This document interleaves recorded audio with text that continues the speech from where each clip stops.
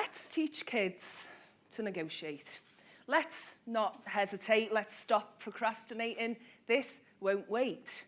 Let's teach kids to negotiate. What do I mean by negotiation? I mean an occasion when you have one set of opinions and you have another set of opinions, or you have one objective and someone else has a different objective, and we come together and we sort that out through dialogue.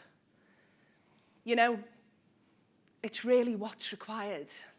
This world is burning hotter than it ever did before, and what do you do when you need someone to lower that fist? What do you say to talk someone back from the abyss? How do you make someone stop when what they want to do is jump? I mean, let's teach kids to negotiate that. Negotiation motivates those people who are asleep. It wakes up those people. Let's teach kids to negotiate. Let's do it now before it gets too late. Let's not procrastinate. You know, 10 years, 20 years from now, what kind of superhero do you think this world's really going to need? When technology, that great leveler, does so much for everyone. You know, all that will be left in the future are people skills.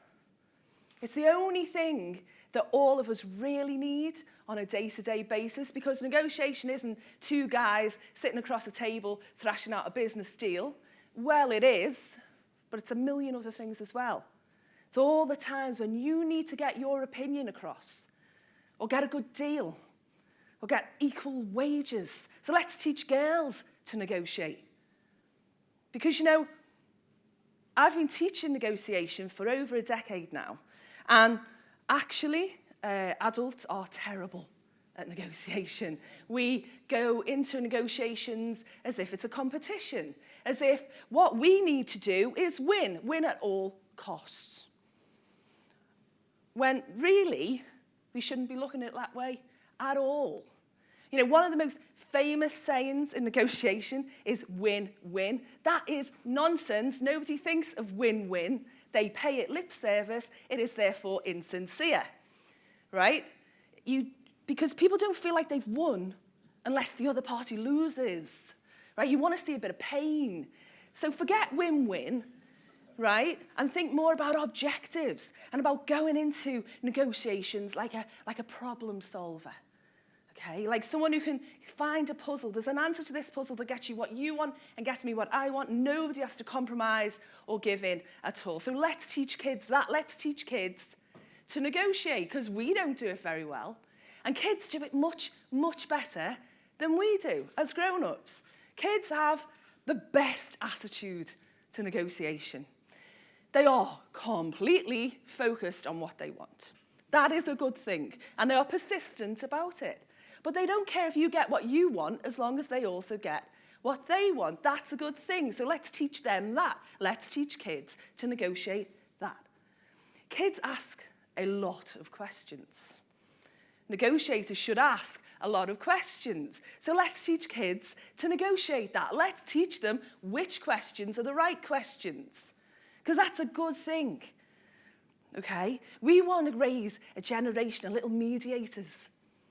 Because in 10 and 20 years, as this world burns that hot, we want them to be the people sitting next to us on the plane or in a crisis, who can talk people down and who can reason and remonstrate and be that person who can save us through the people. We want little kids to learn to negotiate so that they can work with the most important machine in this world, the one between our two ears.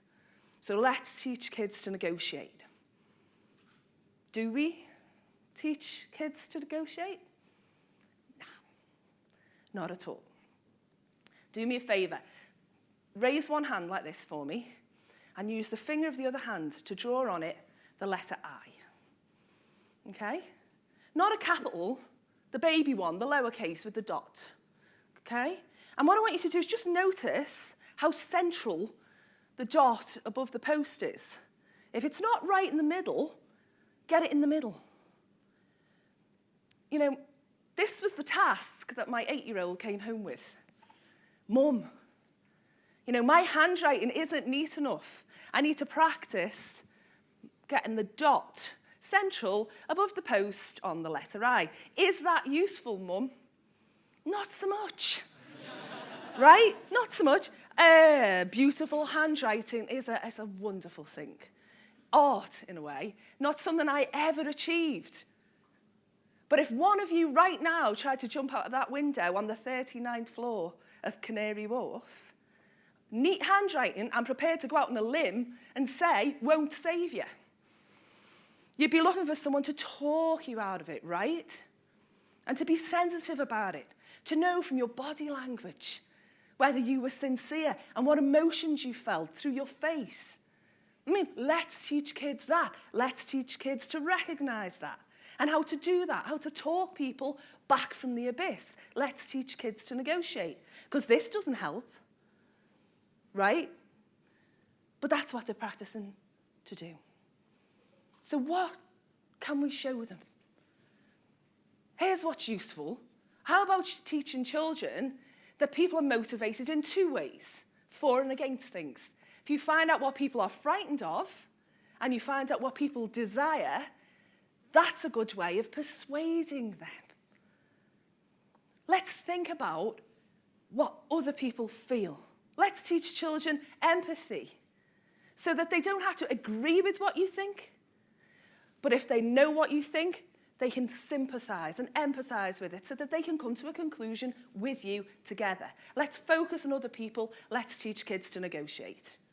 Let's teach them that everyone is driven by their emotions. And so that emotional intelligence is an important part of negotiation, because now if I can see how you feel and where you're coming from, now I might be able to change your mind. And you know, sometimes changing someone's mind is what saves us all.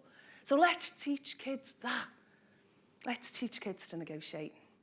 Let's stop focusing on this. Ironic that that was the letter they chose. Thank you.